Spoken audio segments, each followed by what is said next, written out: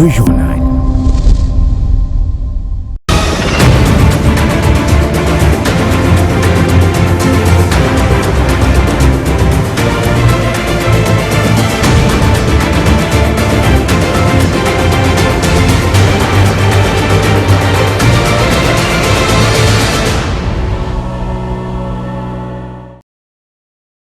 Le 19h sur la RT Éduc, place au titre. Poursuite de la campagne École Exam Mbongote lancée par l'ONG Young Men Action for Education. Après la Funa et Kin Plateau, le cap a été mis sur Tchangou dans le cadre de la 7e édition.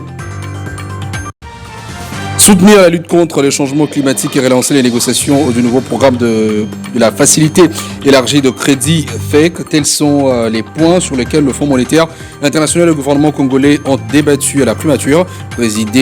Président cette réunion, Juliette Simunois, a réaffirmé les engagements et priorités du gouvernement. Les détails dans ce journal.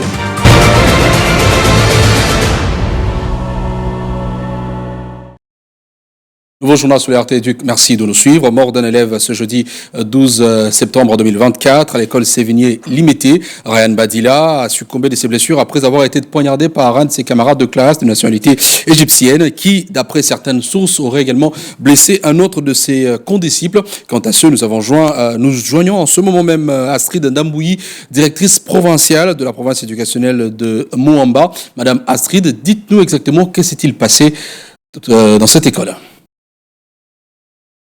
Donc l'incident est arrivé à 13h à la sortie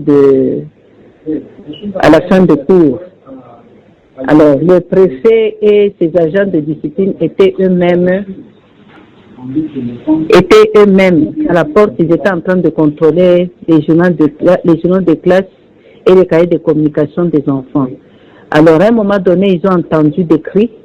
Ils ont sursauté, sont allés vers les escaliers qui mènent, donc il y a des salles de classe qui mènent vers les escaliers et puis vers la grande porte de sortie. Ils ont trouvé 2 enfants pleins de sang et ils ont demandé qu'est-ce qui s'est passé. Il y a un enfant qui était là, dis-moi c'est cet enfant qui a poignardé les autres, avec quoi? Et l'enfant ne savait pas s'expliquer, tu as poignardé avec quoi? On a commencé à chercher à côté, là, on a trouvé une sorte d'un canif. Alors, on a demandé à l'enfant, comment toi tu t'es promené avec tes canifs là? Il dit non, je plie ça, quand je plie ça, c'est comme un stylo, ça ne se voit pas. Alors, ils n'ont pas voulu tellement traîner là-bas parce que les enfants saignaient et ils ont confié l'enfant, le criminel est là, à un agent de la discipline et eux, ils ont pris, parce que les parents aussi, à ce moment-là, s'étaient présentés, étaient dehors, qui étaient venus chercher leurs enfants. Et pour les parents de l'enfant là, c'est un Égyptien, donc de père égyptien et de mère congolaise. Leurs parents étaient aussi sur place. Et les parents de l'enfant là qui a poignardé les autres, qui était en train de crier avec son grand frère, qui est toujours à l'école là en premier littéraire, 3e littéraire, je pense, 2e littéraire. Ils ont commencé à crier sur l'enfant, qu'on t'a toujours interdit de sortir avec ce canif. Tu n'as pas écouté. Et la maman criait qu'on interdisait à cet enfant-là d'amener ce canif à l'école. C'est comme si l'enfant amenait ce canif-là régulièrement. Alors l'enfant ne comprenait pas. Ça, c'était sa maman et qui réprimandait son enfant. Mais ils sont partis tous à l'hôpital à Saint-Joseph amener ces 2 enfants pour les soins. Arrivé là-bas, tellement que les enfants saignaient, le médecin proposait la transfusion sanguine. Et l'enfant là qu'on avait poignardé le premier, parce que le deuxième, lui, en fait, il voulait intervenir pour sauver son ami et par mégarde a été aussi poignardé. Alors c'était le premier qui était beaucoup plus touché, qui saignait. Les parents de ce premier-là, ce sont des confessions religieuses témoins de Jéhovah. Ils ont refusé la transfusion sanguine.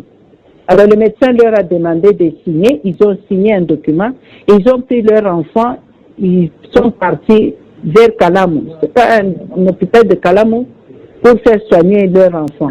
C'est là où leur enfant est décédé. L'autre est resté à Saint-Joseph sous les soins et il est vivant. Il est à l'hôpital. Alors, de là, ils sont retournés à l'école vers 16h. Ils ont demandé au promoteur. Le promoteur a demandé de confier l'enfant à la police. Alors la police a dit non, vous allez avec cet enfant au tribunal d'enfants sur 12e rue résidentielle. C'est comme ça qu'ils sont partis amener cet enfant là-bas et l'enfant a été gardé là-bas jusqu'à ce jour.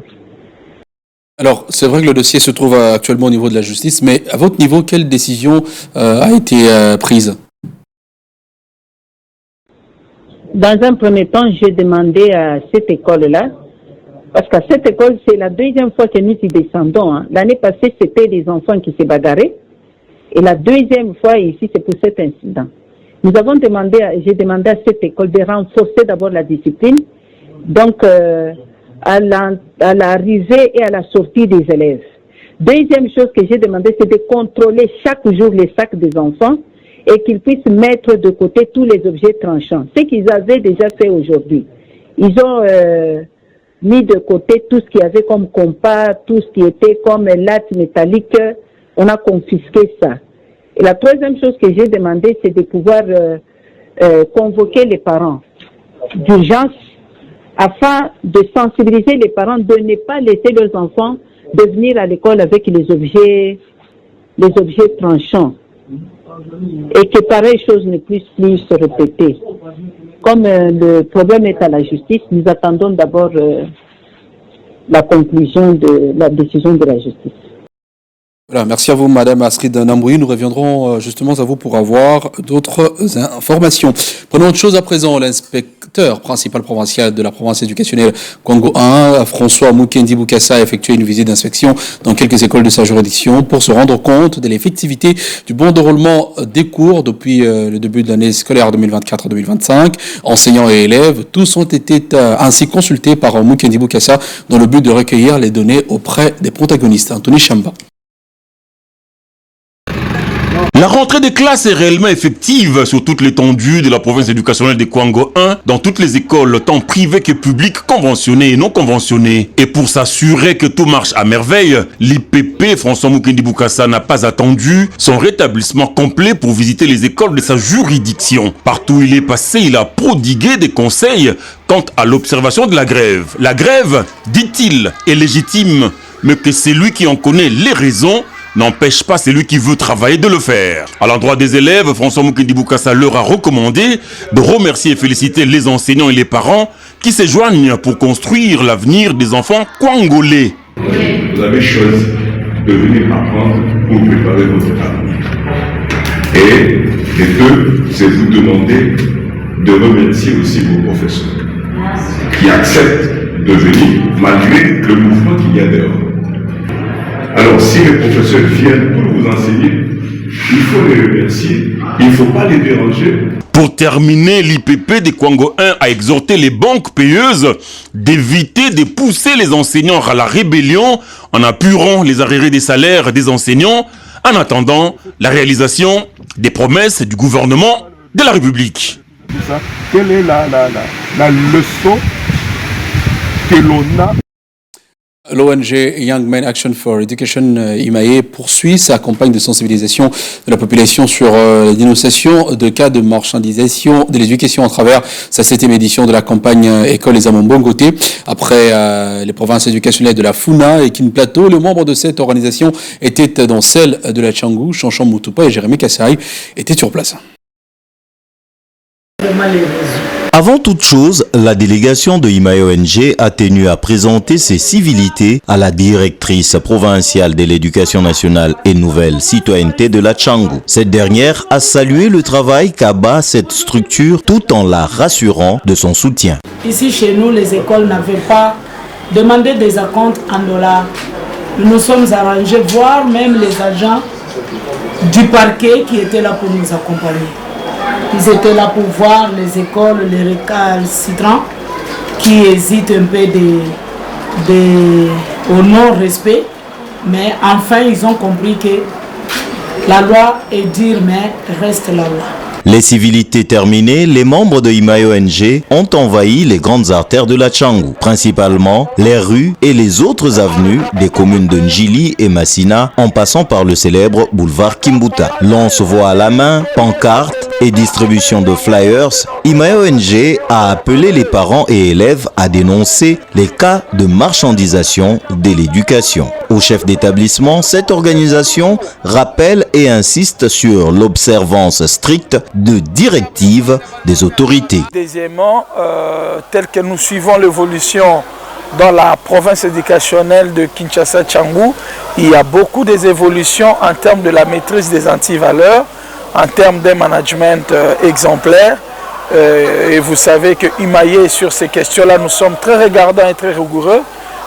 Voilà pourquoi, symboliquement, on devrait passer présenter les civilités et qui... dont les deux éléments ont milité pour ce faire. Imaye-ONG se donne l'obligation de lutter contre les antivaleurs qui minent les secteurs tout en prônant la bonne éducation. Et la campagne École Ezamombongote est l'une d'activités phares que mène cette organisation à travers le pays pour appeler les uns et les autres à dénoncer. À la primature, Judith Simenou Toulouka a présidé une réunion cruciale avec le Fonds monétaire international pour la restructuration de la mission en République démocratique du Congo en présence du ministre du Budget Meboji et ministre des Finances Doudou Famba. Cette rencontre s'inscrit dans le cadre des négociations du nouveau programme de la facilité élargie de crédit FEC et d'un accord pour soutenir la lutte contre le changement climatique. Le gouvernement siménois a réaffirmé ses priorités, sécurité, infrastructure et assainissement des finances publiques. Au cours de cette réunion, les discussions entre le gouvernement souminois et le FMI ont porté sur les priorités essentielles de l'exécutif central et de dresser un état de lieu sur plusieurs dossiers stratégiques. Nous sommes ici dans le cadre d'une mission technique qui est en RDC depuis la semaine dernière pour prendre contact avec le gouvernement de Madame la Première ministre pour discuter de la requête des autorités pour continuer leur engagement économique et financier avec le Fonds monétaire international. Il y a deux volets. Le volet de support pour les politiques économiques classiques, qu'on appelle la facilité élargie de crédit. Et il y a aussi le volet pour supporter les mesures économiques qui vous aideront, qui contribueront à votre lutte contre le changement climatique. Donc, c'est deux différentes facilités qui seront négociées très bientôt. Donc cette mission, c'est plus une mission d'écoute pour voir quelles sont les priorités du gouvernement et comment est-ce que le Fonds monétaire pourrait vous accompagner. Les principales priorités du gouvernement congolais, telles que la sécurité, l'intégrité territoriale, la construction d'infrastructures et l'assainissement du secteur des finances publiques, ont été clairement exposées à la mission du FMI. Le gouvernement a réaffirmé son engagement à mener à bien ces initiatives cruciales pour le développement du pays. Nous avons discuté des priorités du gouvernement, celles que nous pourrons inscrire dans le cadre de nos négociations pour les nouveaux programmes. En particulier, le gouvernement a insisté sur l'importance pour lui d'assurer la sécurité dans le pays, l'importance de réaliser des infrastructures structurantes pour diversifier l'économie et aussi pour assainir la gestion des finances publiques. Dans sa restitution, Calixte Aokpossi a exprimé sa satisfaction concernant les progrès réalisés par le gouvernement congolais qui crée des perspectives favorables pour la poursuite des engagements du FMI avec la RDC. Il est important de rappeler que le gouvernement congolais a achevé au mois de juillet dernier la 6e et dernière revue du programme triennal soutenu par la facilité élargie de crédit avec le FMI. L'achèvement de ce programme, qui constitue une première dans les relations entre la RDC et le Fonds monétaire international, était salué par cette institution financière internationale et constituait la preuve du changement de paradigme opéré par le gouvernement congolais. La 8e édition de l'Expo Béton a été lancée en début de semaine au centre financier de Kinshasa avec un accent mis sur la ville de Kinshasa et la province du Congo central qui sont au centre même d'un immense projet de construction de voies de communication. Le deuxième jour, lui, a été consacré aux exposés des autorités politiques et chefs d'entreprise qui ont présenté les uns et les avantages qu'offre la législation congolaise dans le cadre de l'entrepreneuriat et pour les autres, les produits et services, mais également les offres. Chanchan Moutoupa pour les détails. Cette deuxième journée d'Expo Béton a été consacrée aux exposés des membres du gouvernement et autres chefs d'entreprise. Parmi les panélistes, le représentant de l'entreprise B4War, spécialisée dans la vente de véhicules d'occasion en provenance du Japon. Celle-ci, forte de son expérience de plusieurs décennies, trouve par cette activité un moteur du développement car le transport étant un canal pour le déplacement des hommes et les biens. On vous contacte directement pour vous prévenir que les conteneurs arrivent et comme vous êtes notre cliente, vous connaissez notre système de travail, vous allez nous confier la douane, c'est une option davantage. Ça, je ne savais pas. Je vais revenir, on dit le client satisfait, régler toujours. En tout cas, merci beaucoup madame. Bonne journée. Bonne journée à vous. Expo Béton est un forum pour présenter les investissements et présenter également au monde que le climat des affaires s'améliore davantage en RDC. Lancement de la deuxième édition du Festival des défis congolais est un événement qui célèbre la créativité et l'innovation du Congo-Kinshasa. Cette deuxième édition durera 2 jours, soit du 11 au 12 septembre, et se tiendra dans la salle de spectacle du Palais du Peuple. Le Fonds forestier national, qui fait partie des panélistes, abordera le sujet de reboisement dans le cadre du programme présidentiel 1 milliard d'arbres à l'horizon 2030. C'est dans le cadre magnifique de la salle des spectacles du Palais du Peuple que s'est tenue la deuxième édition du Festival des défis congolais. Cette seconde édition était axée autour du thème « La RDC cap vers l'émergence ». Au cours de cette activité, plusieurs panélistes ont été conviés. Il s'agit notamment du directeur général du Fonds forestier national, Honoré Moulumba Kalala, qui est intervenu juste après la porte-parole du président de la République, Madame Tina Salama. Celui-ci est revenu sur le processus de financement des opérations de reboisement dans le cadre du programme présidentiel 1 milliard d'arbres à l'horizon 2023 et a répondu avec précision à toutes les préoccupations de l'Assemblée. Nous avons donc dit que nous avons accompagné, si vous voulez, ce programme avec le montant que nous avons donné et qui est un montant qui a vraiment aidé pour que le projet soit réalisé. Voilà, nous avons également dit que l'information selon laquelle le Fonds forestier perçoit 200 millions de dollars par an avec le bois de carbonisation ou le Makala a été une fausse information parce que lorsque vous calculez tout simplement 200 millions fois 26 provinces, vous avez 5 milliards 200 quelque chose, ce qui fait 25% du budget de l'État. Et nous avons démontré que cette taxe-là est très délicate pour l'avoir parce qu'il y a les régies provinciales ou les régies provinciales, j'allais dire. Vous avez les services de l'environnement, vous avez plusieurs services connexes, vous avez les communes. Il faut donc, comme je l'ai dit tout à l'heure, il faut tout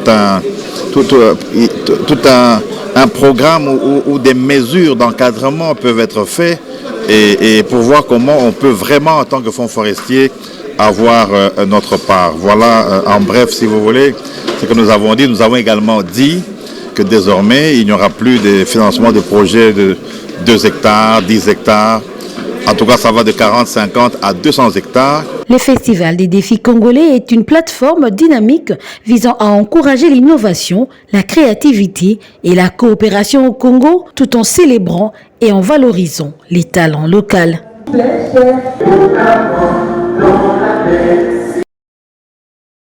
La sécurité, l'économie et le social étaient au centre des échanges qu'a eu le président du Sénat, Jean-Michel Samalukonde, avec les forces vives du Grand Katanga dans le cadre de ses vacances parlementaires. Ce dernier est venu également remercier ses frères et sœurs pour le soutien manifesté lors des élections du bureau définitif du Sénat. Chanchan Moutoupa pour le reportage.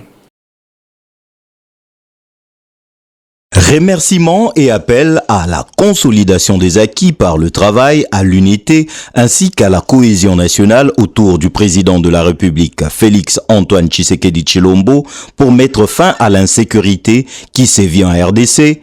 Voilà les maîtres mots du président du Sénat, Jean-Michel Samalou Kondé, qui a communié avec toutes les couches sociales durant ses récentes vacances parlementaires dans le Grand Katanga. Souhaité au nom d'abord de la Fondation katangaise, nous sommes venus voir le président du Sénat, il est fils du Katanga, lui dire merci et de transmettre aussi nos remerciements au chef de l'État pour son soutien à sa candidature comme président du Sénat.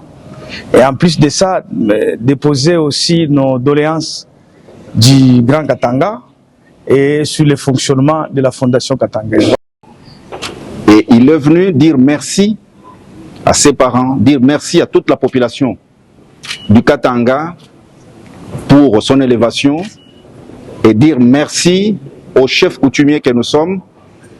Et il a gardé les signes de reconnaissance de tout le combat que nous avons mené, la résistance, de le porter, nous l'avons porté dans nos mains et aujourd'hui le voilà président et c'était le souhait de Katangais.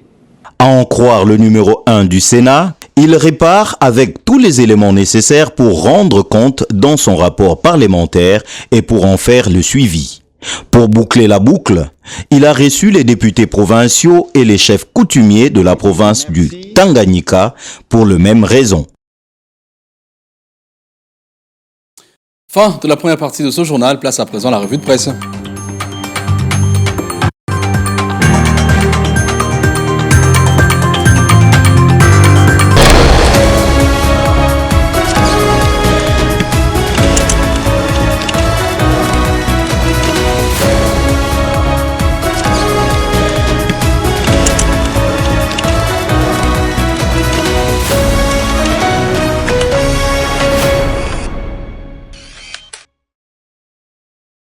Avec nous pour la revue de presse, c'est là Kitoko, bienvenue. Merci. Pour votre revue de presse avec ce titre, le HCR lance un appel de fonds pour le renforcement de services de santé dans le cadre de l'épidémie Mpox. Patient Tiaba, l'Agence des Nations Unies pour les réfugiés souhaite mobiliser 21,4 millions de dollars américains pour renforcer de toute urgence les efforts des prévention et des réponses en faveur des réfugiés dans les pays touchés par l'épidémie des varioles simiennes dites Mpox, renseigne Relief Web. L'appel publié aujourd'hui vise à venir en aide à 9,9 millions de personnes déplacées, des forces ainsi qu'aux communautés qui leur accueillent dans le 35 pays d'Afrique. Au moins 88 cas suspects des Mpox ont été rapportés parmi les réfugiés en Afrique, dont 68 cas, principalement les femmes et les enfants en République démocratique du Congo, pays qui a enregistré les plus grands nombres de cas à l'échelle mondiale, commente le site des Nations Unies, unenew.cd. Des cas ont également été confirmés parmi les populations réfugiées en République du Congo et au Rwanda. L'Afrique abrite plus d'un tiers des personnes déplacées des forces dans le monde. Nombreux d'entre elles résident dans des pays confrontés à la transmission du Mpox et se trouvent dans des situations extrêmement vulnérables aggravées par les conflits prolongés, un manque chronique des financements humanitaires et des catastrophes multiples. Radio Okapi.net conclut, l'agence onusienne appelle donc la communauté internationale à accroître son soutien financier afin de stimuler les efforts des préparations, des réponses et de réduire l'exposition à la maladie des personnes les plus exposées. À ce jour, plus de 20 000 cas suspects ont été signalés en 2024 en Afrique. Alors on va prendre directement votre deuxième sujet, encore votre deuxième relance. Cette fois, ça concerne le domaine de l'éducation. Aimé Boji, ministre de Budget, inaugure des nouveaux bâtiments de l'épée Nayaweza à Bukavu, construit sur fonds propres de l'ASBL G-ABS. Voilà une bonne nouvelle pour les élèves de cet établissement scolaire. L'Epenaya Weza a revêtu sa plus belle robe.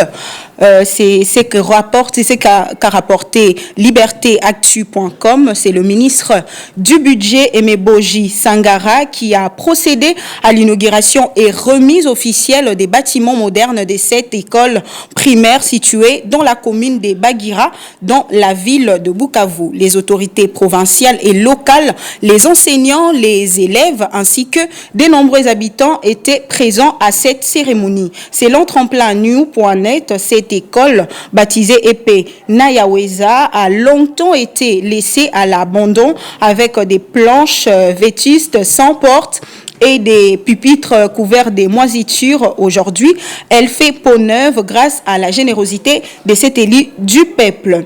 Cet établissement moderne et fonctionnel offrira désormais un cadre d'apprentissage de qualité à des centaines d'enfants de la ville de Bukavu et de ses environs. Cette école dispose de 6 salles de classe, d'une salle pour les enseignants, un bureau pour les directeurs ainsi que les latrines répondant aux normes sanitaires pour l'hygiène des élèves, conclut Actu30.cd. Voilà, ça sera tout pour votre revue de presse ce soir. C'est la Quito. Merci à vous. Merci à vous également. Merci à vous également, chers téléspectateurs, d'avoir suivi ce journal sur la RTDUC. Prenez rendez-vous pour un nouveau journal dans quelques heures.